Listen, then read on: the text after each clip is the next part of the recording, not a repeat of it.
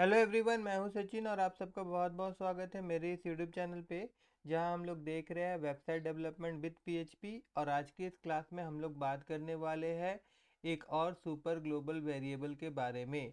इस super global variable का नाम है $_ रिक्वेस्ट वेरिएबल। ठीक है, अब ये काम क्या आता है, इस वेरिएबल से हम लोग क्या कर सकते हैं कि फॉर्म का डाटा को कलेक्ट कर सकते हैं। PHP request is a super global variable which is used to collect data after submitting an HTML form। मतलब HTML फॉर्म से हम लोग डाटा कलेक्ट कर सकते हैं with the help of request super global variable.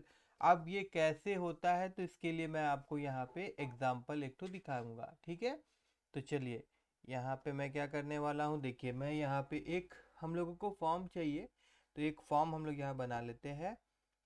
पूरा का पूरा मैं HTML कोड ही लिख देता हूँ। यहाँ पे सबसे पहले क्या होता है, HTML में हम लोगों को HTML लिखना होता है। उसके बाद क्या होता है, फिर यहाँ पे आपका हेड होता है। उसके बाद क्या होता है, आपका टाइटल आता है, तो मैं टाइटल भी लिख देता हूँ। और टाइटल के अंदर में मैं यहाँ पे लिख देता हूँ, आज हम लोग देख रहे हैं REQUEST रिक्वेस्ट, और बस इतने देता हूँ मैं रिक्वेस्ट। उसके बाद बॉडी, यहाँ पे हम लोग लिख देते हैं BODY बॉडी। और बॉडी के अंदर में हम लोग क्या करेंगे, एक फॉर्म बनाएंगे। तो फॉर्म के लिए FORM फॉर्म लिखता हूँ मैं।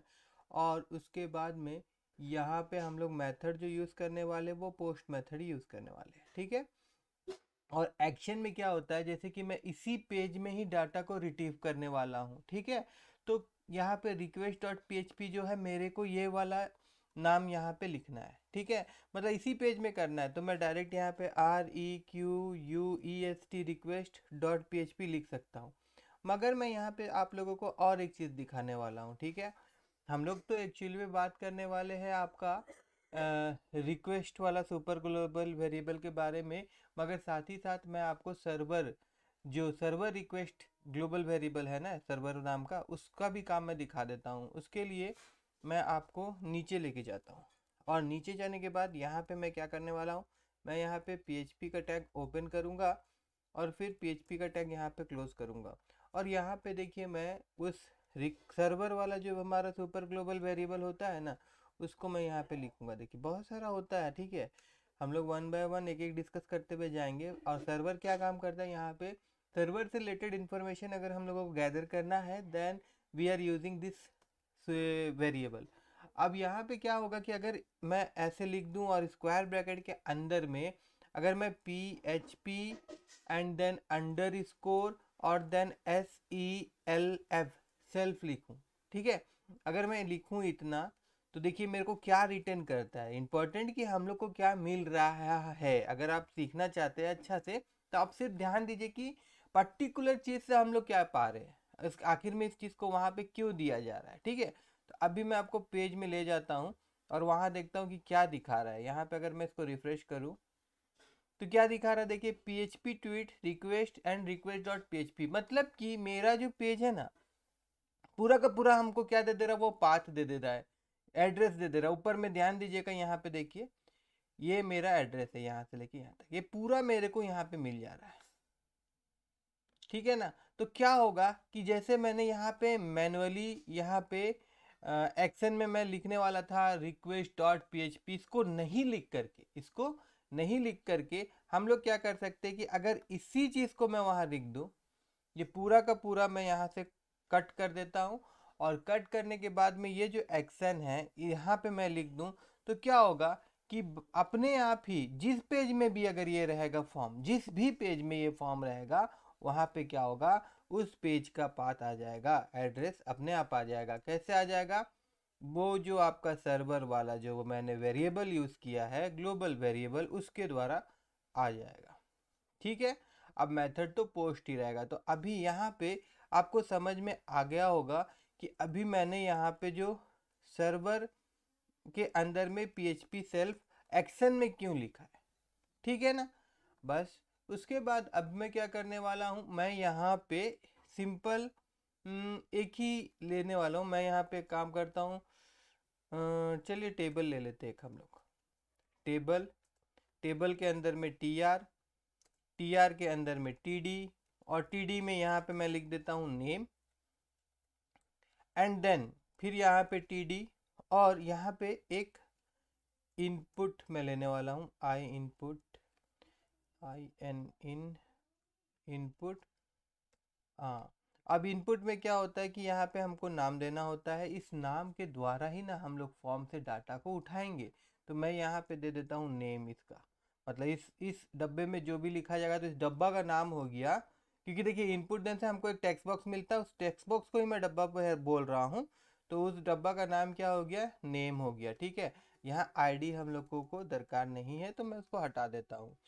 उसके बाद में फिर क्या करूँगा, मैं यहाँ पे इसको कॉपी कर लूँगा एंड देन अगेन नीचे में मैं इसको पेस्ट कर दूँगा।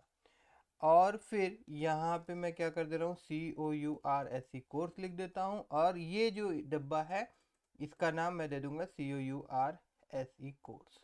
ठीक है, डब्बा डब्बा मैं बार बार बोल रहा हूँ क्योंकि देखिए इतना लिखने पे मेरे को यहाँ पे क्या मिलता है, मैं इसको एक बार रिफ्रेश करता हूँ तो देखिए यहाँ पे मेरे को 2 डब्बा मिल रहा है।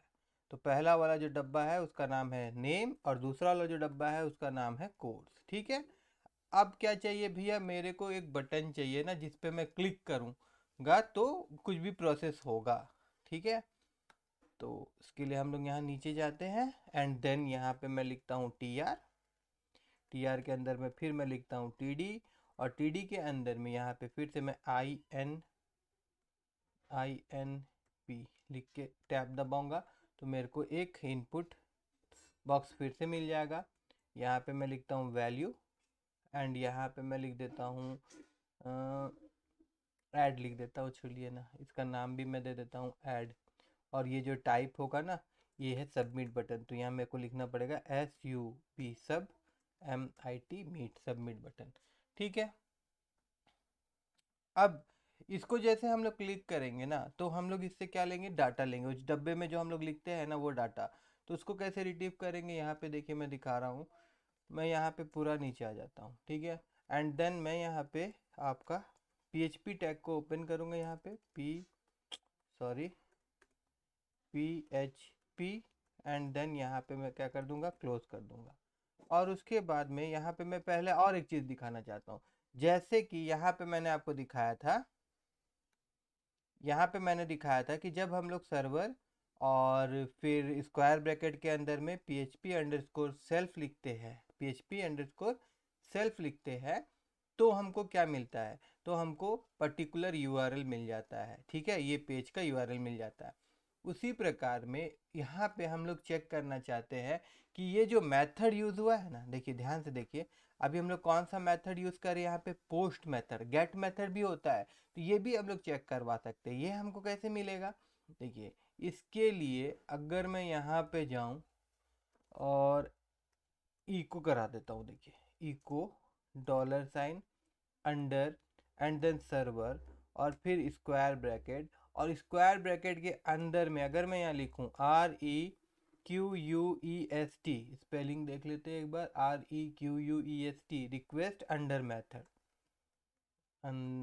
Underscore method. ठीक है, इतना अगर मैं लिख दूँ तो ये मेरे को ये मेथड दिखाएगा। ठीक है, नहीं कौन सा मेथड है, एक बार हम लोग जाते हैं और एक बार मैं इसको रिफ्रेश करता हूँ, तो यहाँ पे तो ये मेरे को गेट दिखा रहा है, ये मेरे को क्या दिखा रहा है, गेट। अगर मैं इसमें क्लिक करता हूँ तो देखिए क्लिक करने पे मेरे को क्या दिखा रहा है, पोस्ट। ये कौन सा मेथड है, पोस्ट। एक्चुअली में जब हम लोग इसको चेक कर रहे हैं एट दैट टाइम हम लोग इस फॉर्म से तो कोई भी हम लोग का रिलेशन नहीं हुआ है ना। ठीक है, तो उसीलिए वो क्या दिखा रहा था, गेट दिखा रहा था। मगर जैसे मैंने इसमें क्लिक किया तो मेरे को ये क्या दे रहा है, पोस्ट मेथड दे रहा है, it will give me post method. तो हम लोग को इससे पता चल जाता है कि ये जो फॉर्म के अंदर में जो हम लोग मेथड यूज़ कर रहे हैं डाटा सबमिट के लिए वो गेट है या पोस्ट है। तो इसका यूज़ हम लोग क्यों करते हैं, हम लोग चेक करने के लिए करते हैं। चेक करने के लिए करते हैं मतलब यहाँ पे अगर मैं लिख दूँ if and then bracket and then यहाँ पे मैं इक्वल टू साइन दे दूँ, और फिर यहाँ पे मैं लिख दूँ पोस्ट। मेरा ये कहना होगा कि अगर ये मेथड जो है अगर पोस्ट होता है तो ही आप अंदर का काम करिए। ठीक है, मैं आपको दिखा देता हूँ, यहाँ पे मैं कर्ली ब्रैकेट ओपन क्लोज कर देता हूँ और यहाँ पे मैं इको कर देता हूँ और यहाँ सिंपल मैं ओके लिख देता हूँ। ठीक है, और देन यहाँ पे अगर मैं ये जो पोस्ट है इसको गेट कर देता हूँ थोड़ा देर के लिए, ठीक है, इसको मैंने यहाँ पे क्या कर दिया है, गेट कर दिया है, ठीक है। और देन अब हम लोग यहाँ पे जाते हैं और एक बार इसको हम लोग रिफ्रेश करते हैं। एक काम करते हैं, ऐसे रिफ्रेश करने से नहीं होगा, इसको मैं पूरा यूआरएल जो है यहाँ का हटाऊंगा और फिर से इस पेज को मैं ओपन करूंगा एंड देन मैं इसको अगर क्लिक करता हूँ तो देखिए यहाँ पे ओके दिखाना चाहिए था ना, मगर ओके नहीं दिखा रहा। ओके क्यों नहीं दिखा रहा? क्योंकि अभी जो हमारा फॉर्म का मेथड है ना वो गेट है, पोस्ट, और हम लोगों ने यहाँ पे कंडीशन दिया है इसके अंदर में कि अगर पोस्ट होगा तो ही आप ओके प्रिंट करिएगा, अदरवाइज मत करिएगा, ठीक है। तो अगर मैं जाऊँ यहाँ पे और ये जो गेट है इसको मैं अगर पोस्ट कर दूँ, इसको मैं अगर पोस्ट कर दूँ और वापस से अगर मैं आपको यहाँ लेके जाऊँ एंड देन मैं इसको फिर से एक बार पीछे ले जाता हूँ, एक बार मैं इसको रिफ्रेश करता हूँ और फिर मैं अगर यहाँ पे क्लिक करता हूँ तो देखिए अब ये ओके हो रहा है। मेरा कहने का तात्पर्य सिर्फ इतना है कि अगर मेथड पोस्ट होगा तो ही इस इफ के अंदर में इस कंडीशन, मतलब इफ के अंदर में जो भी हम लोग लिखेंगे वो काम करेगा, अदरवाइज ये काम नहीं करेगा। अब रहा बात कि वो डाटा हम लोग कैसे लेंगे, तो हम लोग पोस्ट के थ्रू भी ले सकते थे, जैसे इससे प्रीवियस क्लास में हम लोग देखे थे। मगर आज हम लोग क्या करने वाले हैं, आज हम लोग रिक्वेस्ट का यूज़ करने वाले हैं। तो अगर मैं यहाँ पे इस प्रकार से एक वेरिएबल ले लूँ और फिर इक्वल टू दे दूँ एंड देन यहाँ पे डॉलर साइन अंडर स्कोर और उसके बाद में मैं रिक्वेस्ट लिखूँ और फिर स्क्वायर ब्रैकेट एंड देन यहाँ पे उस डब्बा का नाम लिख दूँ। जैसे एक डब्बा का नाम था आपका नेम और उसी प्रकार से फिर दूसरा वेरिएबल मैं यहाँ पे ले लूँ कोर्स, नाम दे दूँ इसका एंड देन फिर मैं यहाँ पे डॉलर साइन अंडर स्कोर और रिक्वेस्ट ले लूँ और फिर स्क्वायर ब्रैकेट और उसके बाद में यहाँ पे मैं नेक्स्ट वाला डब्बा का नाम लिख दूँ जो कि था क्या, कोर्स, COURSE कोर्स, ठीक है। और मैं आपको यहाँ पे प्रिंट करवा के दिखा देता हूँ, मैं सॉरी इको करवा के दिखा देता हूँ कि हमको क्या मिल रहा है। यहाँ पे भी इको कर देते हैं और यहाँ पे भी इको कर देते हैं, ठीक है। उसके बाद हम लोग यहाँ जाते हैं एंड देन एक बार मैं इसको करता हूँ रिफ्रेश। रिफ्रेश करके क्या मिलेगा, एक काम करते हैं हम लोग यहाँ पे जाते हैं और इंटर मारते हैं और फिर से इस पेज में आते हैं, ठीक है। अब देखिए मैं यहाँ पे लिखता हूँ सचिन और यहाँ पे कोर्स लिखता हूँ DCA और फिर यहाँ ऐड में क्लिक करता हूँ तो देखिए यहाँ पे मेरे को डाटा मिल रहा है सचिन शर्मा और DCA। तो इस प्रकार से हम लोग रिक्वेस्ट वाला सुपर ग्लोबल के थ्रू भी हम लोग HTML का फॉर्म का डाटा को कलेक्ट कर सकते हैं। आई होप कि आप सबको ये क्लास अच्छा लगा होगा और ये जो मैंने आपको समझाया आप लोगों को समझ में आया होगा। अगर समझ में आया हो तो मेरी वीडियो को लाइक करिएगा और मेरे चैनल को सब्सक्राइब करना मत भूलिएगा।